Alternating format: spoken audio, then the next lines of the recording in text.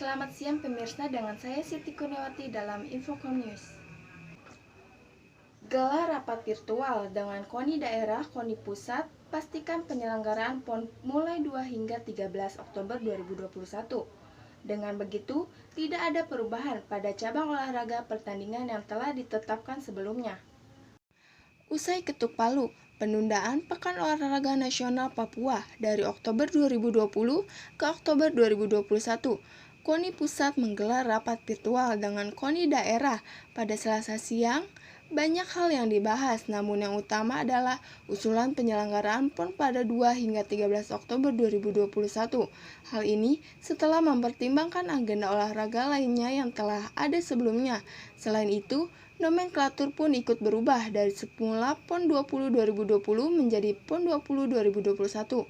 Adapun terkait teknis sejumlah penyesuaian dilakukan termasuk mengenai entry by sport serta entry by name yang akan menjadi bank data. Penyesuaian juga dilakukan dari segi anggaran, mengingat anggaran Kemenpora yang ikut disesuaikan dengan konsentrasi penanganan COVID-19.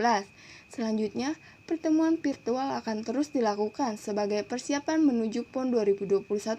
Meski begitu, KONI Pusat memastikan tidak ada perubahan terkait cabang olahraga dan nomor pertandingan yang akan dimainkan pada PON 2021. Penyelesaian PANEU pun diharapkan selesai pada akhir tahun ini. Menteri Agama Fahru Roji terkonfirmasi positif COVID-19. Saat ini ia dalam proses pemulihan sehingga segala tugas di Kementerian Agama didelegasikan kepada Wakil Menteri Agama. Menteri Agama Fahru Roji terpapar COVID-19 sejak 17 September lalu. Saat ini, Fahru Roji sedang fokus untuk menjalani isolasi dan pemulihan sehingga segala tugas di Kementerian Agama sementara waktu didelegasikan kepada Wakil Menteri Agama.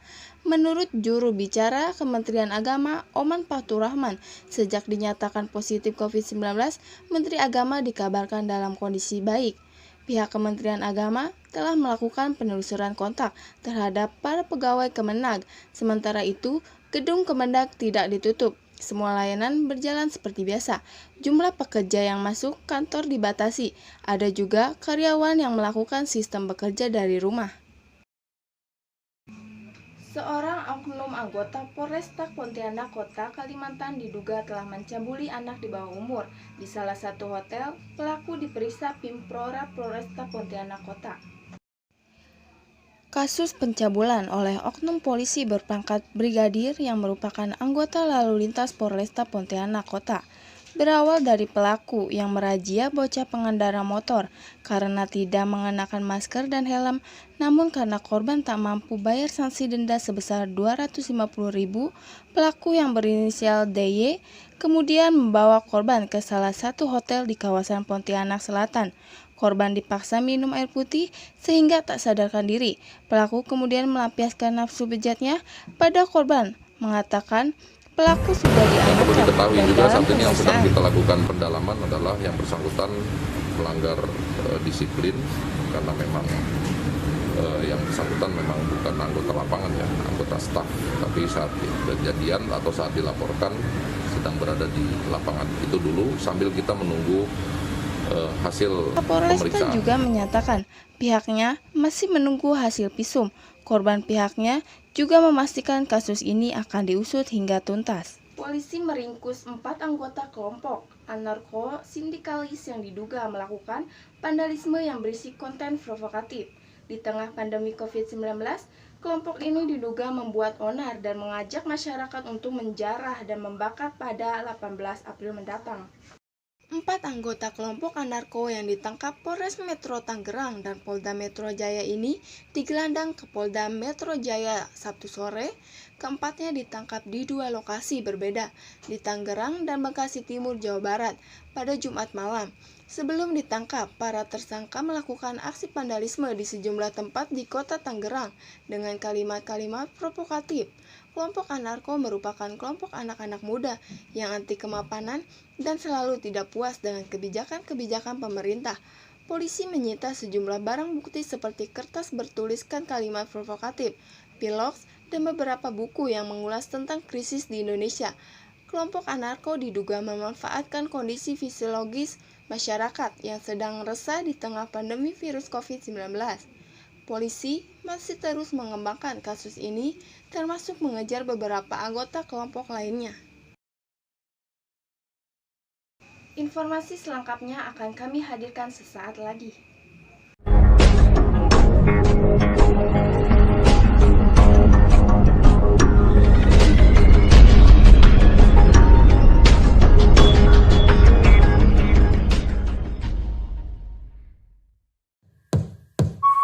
Halo Indonesia, this is BTS.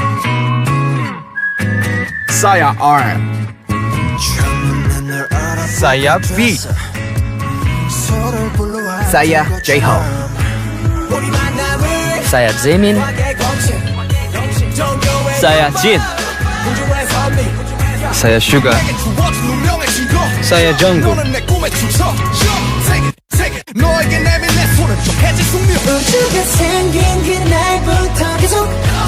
Bebas ongkir, Tokopedia saja. Nomor 1 everyday. Tokopedia. Habis aktivitas, muka jadi kotor dan berminyak. Ntar jerawatan loh. Sabun dong. Bro, ini cara gue. Garnier Men Acno Fight dengan salicylic acid lawan bakteri penyebab jerawat hingga 99%. Buktiin sendiri. Garnier Men Acno Fight. Mau tahu rahasia rambut segarku? Baru Sunsilk Hijab Iced Tea dengan 100% ekstrak teh alami dan micellar ice, bahan alami yang lembut dipakai tiap hari, terasa murni dan segar sepanjang hari. Awalnya, rambut kita sama-sama gemes. Tapi setelah seharian, lembut dan wanginya bisa hilang. Kalau rambut aku, tetap gemes. Rejoice Rich, lembutnya pol, wanginya nempel dari pagi sampai malam. Aku bebas jadi diri terbaikku. Rejoice, lembut, wangi, gemes banget. Shopee Pipi ada gratis ongkir ekstra, juga ada late back sale, ingat 99. Di Shopee Pipi ada 99, Shopee Super Shopping Day ada 99. Di Shopee Pipi ada 99, Shopee Super Shopping Day. 99. Di Shopee Pipi ada 99, Shopee Super Shopping Day.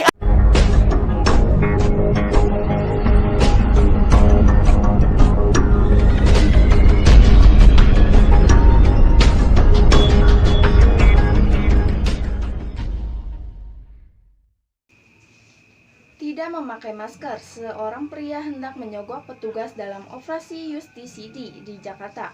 Sementara di pertokoan sejumlah penjual menolak ditindak petugas. Di tengah operasi Justisi, seorang pria yang melanggar protokol kesehatan hendak menyogok petugas agar tidak ditindak, namun upayanya sia-sia dan tetap disanksi sosial dengan menyapu jalan.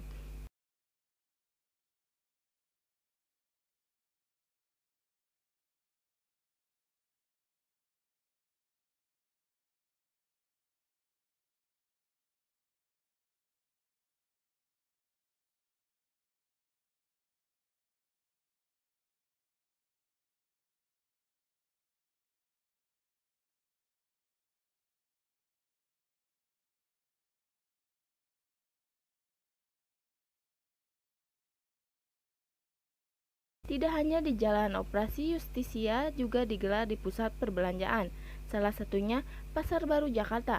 Seorang perempuan berusaha kabur saat dirinya kedapatan tidak memakai masker. Razia juga menyasar setiap blok di pusat perbelanjaan elektronik. Sejumlah pemilik toko kedapatan tidak menggunakan masker. Saat berada di dalam toko, beberapa dari mereka pun protes karena tidak terima ditindak mereka. Beralasan di dalam toko usai menyantap siang. Penindakan terhadap pelanggaran kesehatan terus dilakukan dengan sanksi akumulatif. Hal ini untuk menekan angka penyebaran COVID-19 di ibu kota. Komedian Nunung mengkonfirmasi positif corona. Selain Nunung, kedua anak dan menantu dan cucu serta asistennya juga positif. Informasi Nunung positif corona didapat dari sesama rekan Nunung di dunia hiburan, Krisna Mukti, berdasarkan hasil tes swab tidak hanya Nunung, namun kedua anak menantu dan cucu serta asistennya juga dinyatakan positif corona. Saat ini, Nunung dirawat di RSUD Pasar Minggu, Jakarta Selatan. Dukungan bagi Nunung diberikan oleh teman-temannya.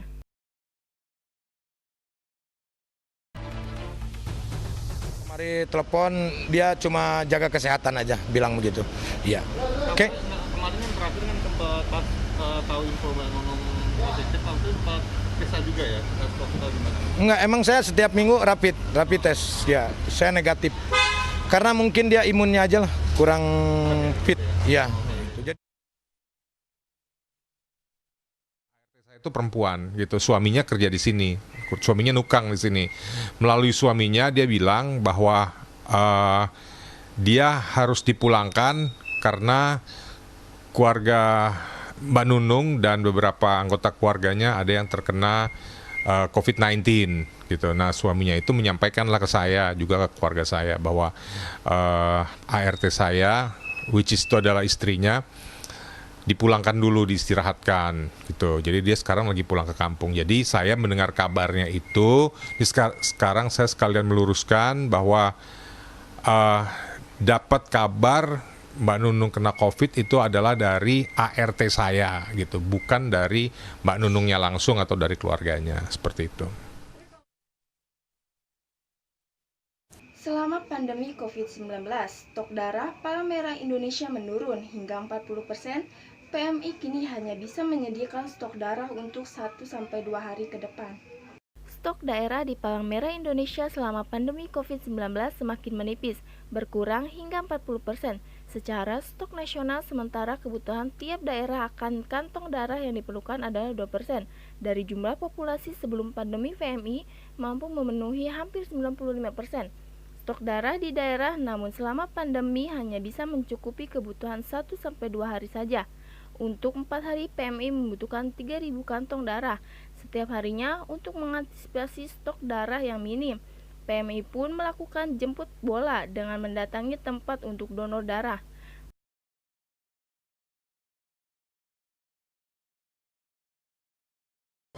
Adanya PSBB ya, kemudian ada work from home, sehingga itu mungkin komunitas sulit untuk menjangkau teman-temannya untuk berdonor lagi. Oleh karena itu, cara antisipasinya kami sekarang mendatangi, ya, menjemput bola ke RT RW apabila ada permintaan seperti itu. Itu solusinya sementara untuk itu. Masyarakat diminta untuk tidak khawatir karena donor darah di tengah pandemi tetap aman dan sudah sesuai aturan yang berlaku serta tetap mengikuti protokol kesehatan. Perubahan definisi kematian kasus COVID-19 menyita perhatian publik. Ketua Tim Kuartif Satuan Tugas Penyekatan Penanganan COVID-19 di Jawa Timur menyebut usulan perubahan definisi kematian pasien COVID-19 untuk pengawasan kematian yang lebih tepat. Penambahan kasus baru COVID-19 di Jawa Timur diakui Koordinator Tim Kuartif masih naik turun hingga Rabu malam. Jumlah kematian pasien COVID-19 mencapai 3.035 kasus. Ketua Gugus Tugas Kuratif menunggu apakah ada pedoman baru perhitungan angka kematian pasien COVID-19. Jika pasien COVID-19 meninggal disebabkan penyakit peserta atau komorbid, maka tidak akan dicatat meninggal karena COVID-19. Sedangkan apabila pasien meninggal karena pneumonia akibat COVID-19, maka akan dicatat sebagai pasien COVID-19. Untuk menekan kasus COVID-19 di Jawa Timur, berbagai upaya dilakukan untuk mengurangi penyebaran kasus positif dan kematian akibat COVID-19.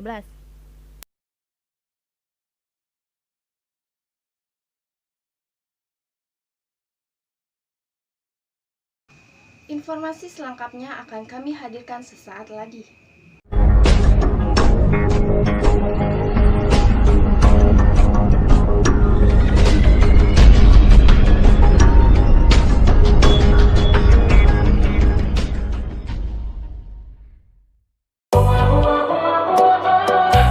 Tokopedia, nomor 1, everyday.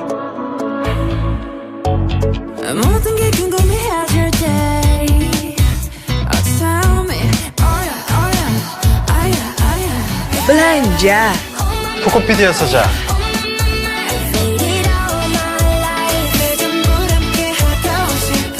Bebas ongkir. Tokopedia saja. Buka Tokopedia setiap hari. Mau tahu rahasia rambut segarku? Baru Sunsilk Hijab Iced Tea dengan 100% ekstrak teh alami dan micellar ice, bahan alami yang lembut dipakai tiap hari, terasa murni dan segar sepanjang hari. Abis aktivitas, muka jadi kotor dan berminyak. Ntar jerawatan lah. Sabun dong.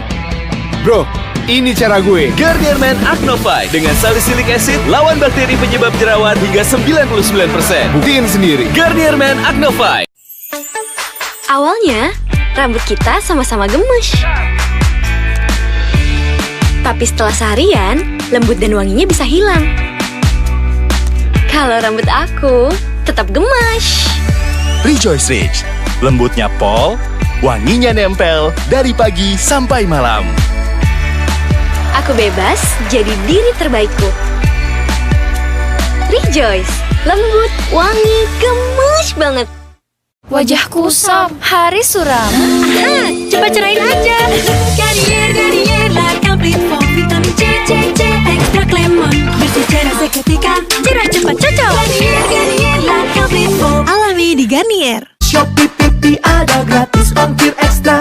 Juga ada late back sale, ingat 99. Di Shopee Pipi ada 99. Shopee Super Shopping Day ada 99. Di Shopee Pipi ada 99. Shopee Super Shopping Day. Shopee 99. Di Shopee Pipi ada 99. Shopee Super Shopping Day.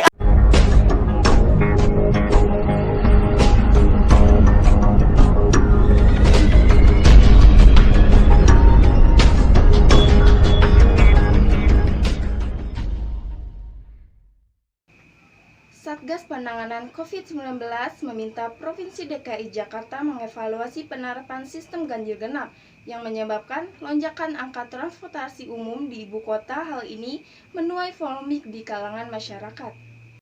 Pemerintah Provinsi DKI Jakarta menerapkan kebijakan ganjil genap di tengah pembatasan sosial berskala besar transisi. Namun, kebijakan ini mendapat kritik dari juru bicara Satuan Tugas Penanganan COVID-19, Wigo Adhisa Smito. Wigo menyatakan pembatasan kendaraan bermotor lewat kebijakan ganjil genap harus dievaluasi. Alasannya, sistem ganjil genap justru meningkatkan transportasi mobilitas penduduk dan membuat terjadi penumpukan penumpang transportasi umum. Dan Doni Monardo bahkan mendesak Pemprov DKI Jakarta mengevaluasi kebijakan ini. Hal ini mengacu pada data peningkatan jumlah penumpang angkutan umum seperti KRL dan bus Transjakarta hingga 12%. Meningkatnya jumlah penumpang angkutan umum juga mengerek naik angka positif COVID-19 di Jakarta, namun Pemprov DKI Jakarta tetap akan memberlakukan sistem transportasi ganjil genap sesuai dengan yang berlaku saat ini. Menurut Kepala Dinas Perhubungan DKI Jakarta, kenaikan jumlah penumpang angkutan umum masih aman dan tidak berpotensi menyebabkan penurunan COVID-19. Dari desa miskin dan tertinggal sebuah desa di Gresik, Jawa Timur, kini bangkit di tengah wabah COVID-19. Dari desa miliarder tidak hanya mampu mengentaskan kemiskinan dan pengangguran, desa Sekapuk mampu meraup pendapatan desa lebih dari 4 miliar rupiah. Pembelian mobil mewah, pendapatan desa juga viral di media sosial. Jadi buah bibir, apalagi saat kepala desanya yang nyentrik berkeliling menggunakan mobil operasional cukup mewah dan viral di media sosial. Selama ini belum pernah ada kepala desa di Kabupaten Gresik naik mobil operasional setingkat Gubernur Jawa Timur. Pemerintah desa Sekapuk juga membeli 3 mobil operasional lainnya, serta mobil ambulans standar COVID-19. Kelima mobil itu dibeli dari dan Pemdes hasil dari wisata serta jual beli makanan ringan di stand yang ada di daerah wisata Setigi Sekapuk. Pada 3 tahun lalu desa Sekapuk tercatat sebagai desa termiskin dan tertinggal di Kabupaten Gresik. Namun di tangan kepala desa Sekapuk yang baru, desa berpenduduk 6.000 jiwa ini bangkit dari keterpurukan di tengah serangan pandemi COVID-19 dan menjadi desa miliarder, dan pendapatan desa lebih dari 4 miliar rupiah dicapai hanya dalam 2,5 tahun dan bisa.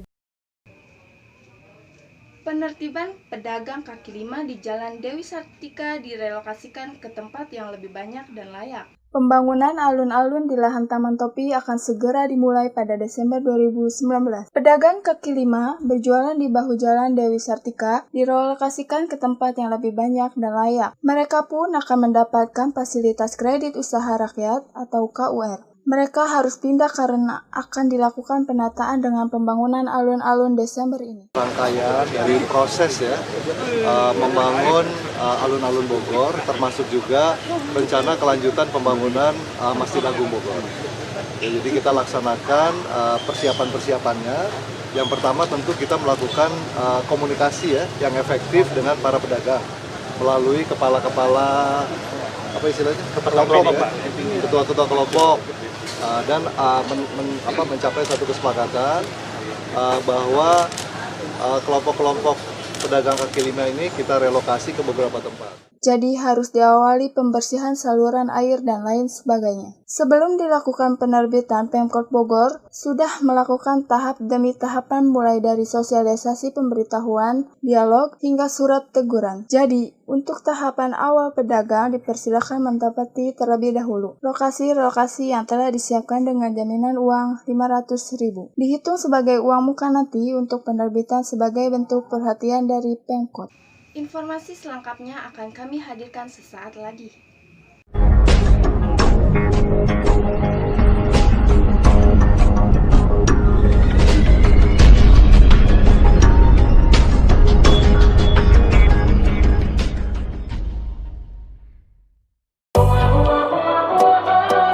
Tokopedia, nomor 1 everyday.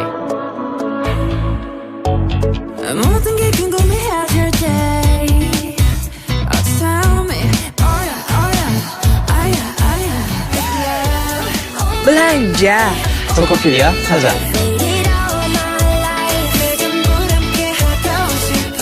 Bebas ongkir Tokopedia saja. Buka Tokopedia setiap hari. Abis aktivitas, muka jadi kotor dan berminyak. Ntar jerawatan loh. Sabun dong. Bro, ini cara gue. Garnier Men Acno Fight dengan salicylic acid lawan bakteri penyebab jerawat hingga 99%. Buktiin sendiri. Garnier Men Acno Fight. Awalnya, rambut kita sama-sama gemes. Tapi setelah seharian, lembut dan wanginya bisa hilang. Kalau rambut aku tetap gemes. Rejoice Ridge, lembutnya pol, wanginya nempel dari pagi sampai malam. Aku bebas jadi diri terbaikku. Rejoice, lembut, wangi, gemes banget. Mau tahu rahasia rambut segarku? Baru Sunsilk Hijab Iced Tea dengan 100% ekstrak teh alami dan micellar ice, bahan alami yang lembut dipakai tiap hari, terasa murni dan segar sepanjang hari. Wajah kusam, hari suram. Aha, cepat cerain aja. Garnier La Complete Foam Vitamin C, Extract Lemon. Bersih cerah seketika, cerah cepat cocok. Garnier La Complete Foam. Alami di Garnier. Shopee Pipi ada gratis ongkir ekstra. Juga ada late back sale, ingat 99. Di Shopee Pipi ada 99. Shopee Super Shopping Day ada 99. Di Shopee Pipi ada 99. Shopee Super Shopping Day. Shopee 99. Di Shopee Pipi ada 99. Shopee Super Shopping Day.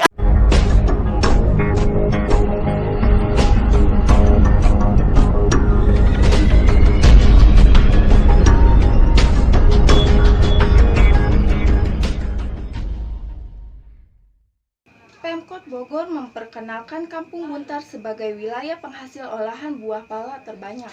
Pemerintah Kota Bogor melalui Dinas Ketahanan Pangan dan Pertanian (DKPP) Selasa 28 Januari 2020 resmi memperkenalkan Kampung Buntar yang berlokasi di Kelurahan Muarasari, Kecamatan Bogor Selatan, Kota Bogor sebagai salah satu wilayah sentra penghasil olahan buah pala terlaris. Kegiatan peresmian restorasi Kampung Pala Buntar dilakukan Pemkot Bogor yang ditandai dengan melakukan penanaman ratusan bibit pohon pala di wilayah tersebut. Penanaman bibit pohon pala secara simbolis diawali Wakil Wali Kota Bogor Didi Rahim yang juga didampingi Wakil Ketua TPPKK Kota Bogor Yanti Rahim. Kemudian Kemudian dilanjutkan oleh unsur Mufika Bogor Selatan, tokoh masyarakat, dan sejumlah tamu undangan dari warga setempat. Wakil Wali Kota Bogor, Didi Arahim, mengatakan, pada kesempatan ini Pemkot Bogor beserta jajaran dinas terkait dan sejumlah kader TPPKK telah melangsungkan penanaman ratusan bibit pohon pala. Produk olahan dari buah pala yang diproduksi dan dikelola oleh warga ini pun menghasilkan berbagai jenis makanan dan minuman. Alhamdulillah hari ini kita bersama-sama ya melakukan proses penanaman pohon pala.